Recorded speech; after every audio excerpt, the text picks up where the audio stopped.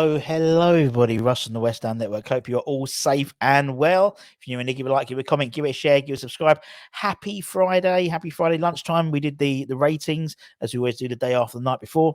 And as we tend to do with the Friday, before the game week, we do the press conference and give you a synopsis of what David Moyes said at the press conference ahead of the Brentford game on Sunday, and that's in association with the KUMB.com boys, Hammers headlines, all that stuff. If you're a channel member, you'll get John T. Coleman from Football London's analysis of the press conference. He's there. He does his little videos from Rush Green car park, and he'll give you his thoughts about what was said and the main talking points. But we try and give you what every word that Moyes said in his conference in this show. Very, very small press conferences. It tends to be the day after a European game, particularly the Thursday, and you got the weekend. I haven't really got time to assess the players as of yet. And he was asked that first question in terms of the players themselves. Team news. We're still assessing a lot of the players. Less than 24 hours away from the game.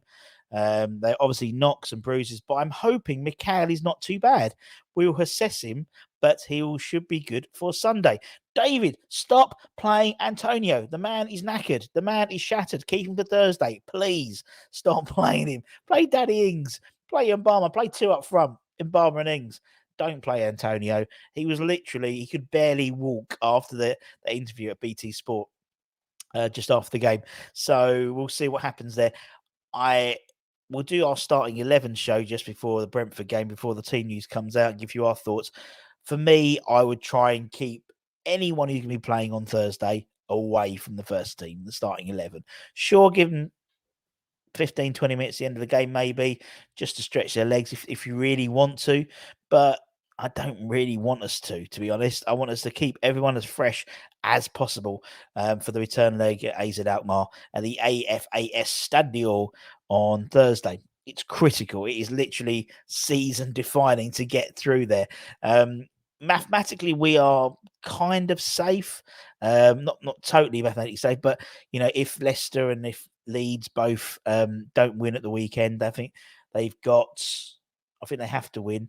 A draw could just about keep us mathematically going down. But I think Leeds have got Newcastle and Leicester have got Liverpool both at home, I believe. If neither of them win, then we're safe because the maximum they can get is 36 points. We're on 37. Any result against Brentford, coupled with maybe both of them getting a draw, would be mathematically safe as well. So it's lots, so it's not as much pressure the Premier League. Put Casey on. Give the young lad the centre back. Centre backs. We'll talk about that in a minute. Give Mbama a run out. There's options there. There's options there. Lanzini it could be the last time we see Lanzini start a game in a West Ham shirt, maybe, if rumours to be believed, and he's off to River Plate in the summer. You've got Fornals, you've got Cornet. Well, give Cornet a run out. Give Bowen a rest and play Cornet, or play Cornet out front. Get some pace up front. I don't know. Drop Souček, give Downs a rest and all that time. Give Downs a time, all that stuff. So we'll cover that. But the way he said he should be all right for Sunday, I was like, please don't. One player who was a surprise yesterday, that's for sure, was Kurt Zouma's inclusion. Now, he had the ankle injury. We were told he's weeks away, technically 12 days. Is that weeks?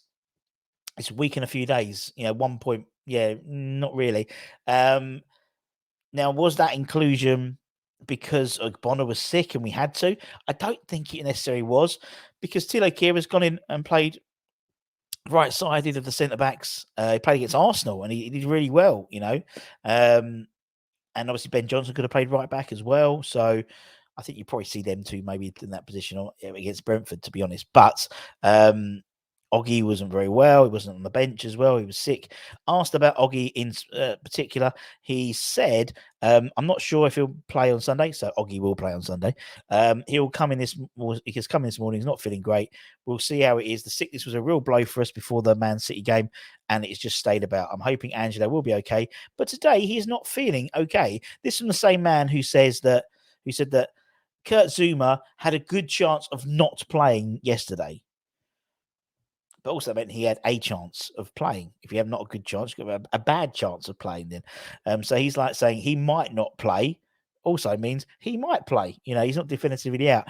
And so I would imagine you'll see Ogbonna starting on Sunday. Another player was Vladimir Sufal. He was asked about.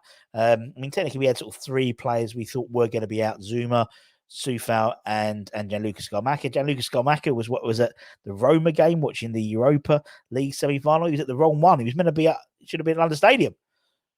Not at Roma watching that game. But obviously, he's recovering he's doing his rehab from his surgery in Italy, and Roma's his team. He's a fan of Roma, despite leaving the club in not good terms as a player. But he's still very much a fan.